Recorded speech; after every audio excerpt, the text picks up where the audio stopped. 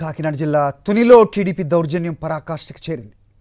నేడు Tuni municipal vice chairman ఎన్నిక జరగనుంది. ఇప్పటికే 3 సార్లు ఎన్నికను అడ్డుకున్నారు టీడీపీ గూండాలు.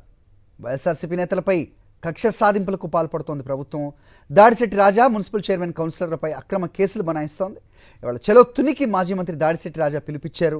అయితే చలో తుని కార్యక్రమాన్ని భగ్నం చేసేందుకు పోలీసులు ప్రయత్నిస్తున్నారు. చలో తునికి పోలీసులు అనుమతి లేదంటున్నారు. ఎక్కడికక్కడ వైఎస్ఆర్సీపీ నేతలను హౌస్ అరెస్టులు చేస్తున్నారు. తుని వెళ్లేందుకు సిద్ధమైన మాజీ ఎమ్మెల్యే జక్కంపూడి రాజాను హౌస్ అరెస్ట్ చేశారు. ఇంటి వద్ద భారీగా పోలీసులు మోహరించారు. ఇదే అంశంపై అప్డేట్స్ మా కరెస్పాండెంట్ హరీష్ అడిగి తెలుసుకుందాం. హరీష్, చెప్పండి. సో నిన్న జరగాల్సిన ఉప ఎన్నిక శాంతి భద్రతల కారణంగా వాయిదా పడింది. అయితే శాంతికి విఘాతం కలిగించింది ఎవరు? ఇది పోస్ట్పోన్ చేయించింది ఎవరు? సో ప్రస్తుతం చలో తునికి పిలుపునిస్తే ఇప్పుడు హౌస్ అరెస్టులు చేస్తున్నారు. ఏం జరుగుతోంది అసలు తునిలో? అప్డేట్స్ ఏంటి?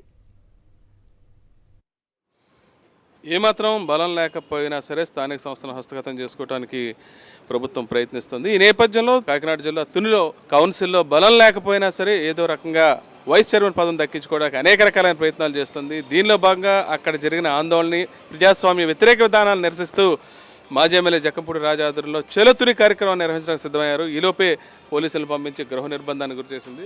సార్ చెప్పండి, రాష్ట్రంలో పరిస్థితి ఎలా ఉంది? ఈ తుని సంఘటన తీసుకుంటే ఎటువంటి విధానాలు రాష్ట్రంలో అమలవుతున్నాయని చూడవచ్చు? గడిచినటువంటి 9 నెలలుగా ఈ కూటమి ప్రభుత్వంలో ఎక్కడా కూడా ప్రజలకు ఇచ్చినటువంటి ఏ ఒక్క వాగ్దానాన్ని నెరవేర్చలేదు సరికదా. నిత్యం ఏదో రకమైనటువంటి ఒక లా అండ్ ఆర్డర్ ప్రాబ్లమ్ని వాళ్ళే క్రియేట్ చేస్తూ వైఎస్ఆర్ కాంగ్రెస్ పార్టీ నాయకుల మీద, కార్యకర్తల మీద దాడులకి తెగబడతా ఉన్నటువంటి పరిస్థితి స్పష్టంగా కనిపిస్తాం. ముఖ్యంగా ఏదైతే డాక్టర్ బాబాసాహెబ్ అంబేద్కర్ గారు భారతదేశానికి ఒక గొప్ప రాజ్యాంగాన్ని ఇచ్చారో ఆ రాజ్యాంగాన్ని పూర్తిగా పక్కకి నెట్టేస్తూ వేరొక కొత్త రాజ్యాంగాన్ని, ఏదైతే రెడ్ బుక్ రాజ్యాంగాన్ని తీసుకొచ్చి ఈవేళ ప్రజల మీద రుద్దేటటువంటి కార్యక్రమం చేస్తూ ఉన్నారు. ఇవన్నీ కూడా చాలా దగ్గర నుంచి ప్రజలు గమనిస్తూ ఉన్నారు.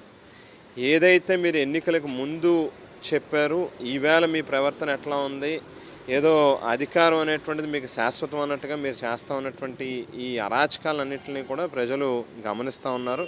ఈవేళ ముఖ్యంగా స్థానిక సంస్థలు ఏదైతే మనం చూస్తే మొత్తం రాష్ట్రం మొత్తం మీద ఆవేళ ఎన్నికల నియమావళిని పాటిస్తూ ప్రజాస్వామ్య పద్ధతిలో ప్రజలచే ఎన్నుకోబడినటువంటి కౌన్సిలర్లు కావచ్చు, చైర్మన్లు కావచ్చు, లేకపోతే ఎంపీటీసీలు, జెడ్పీటీసీలు కావచ్చు, వీళ్ళందరినీ కూడా ఎక్కడికక్కడ ఈవేళ తెలుగుదేశం పార్టీకి సంఖ్యాపరమైనటువంటి బలం లేనప్పటికీ కూడా పూర్తిగా వాళ్ళు అనుకున్నదే చెయ్యాలి అన్నట్టుగా ఎక్కడికక్కడ వాళ్ళు చేస్తూ ఉన్నటువంటి తీరు గమనిస్తూ ఉన్నారు. వాళ్ళు ముఖ్యంగా తుని నియోజకవర్గాన్ని మనం గమనిస్తే కనుక తుని మున్సిపాలిటీలో దాదాపుగా 30 కౌన్సిలర్లు ఉంటే 30కి 30 కనీసం ఒక్కటి కూడా తెలుగుదేశం పార్టీ మ్యాండేట్ మీద, వాళ్ళ బీఫామ్ మీద గెలిచినటువంటి ఒక్క కౌన్సిలర్ కూడా లేనటువంటి పరిస్థితుల్లో నిన్నటి రోజు మాజీ మంత్రి దాడిశెట్టి రాజా గారి మీదే డైరెక్ట్గా అటాక్ చేయడానికి, ఆయన మీద భౌతికంగా దాడి చేసేటటువంటి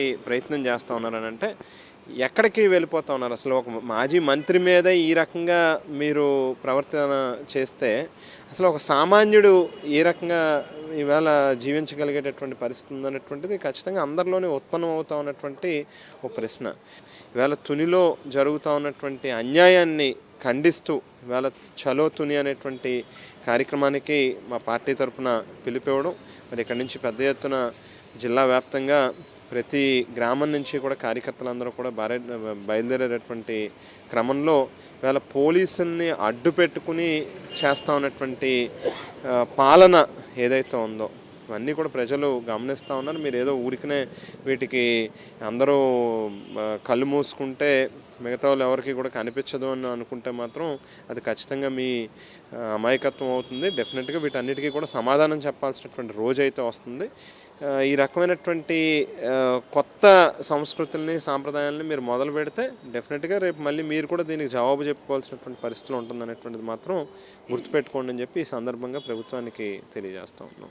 ప్రజాస్వామిక విధానాలను అవలంబిస్తే ఖచ్చితంగా ప్రభుత్వం ప్రజలకు బాధ్యత వహించాల్సి ఉందని, ఖచ్చితంగా సమాధానం చెప్పాల్సిన రోజైతే దగ్గర ఉందని చెప్తున్నారు.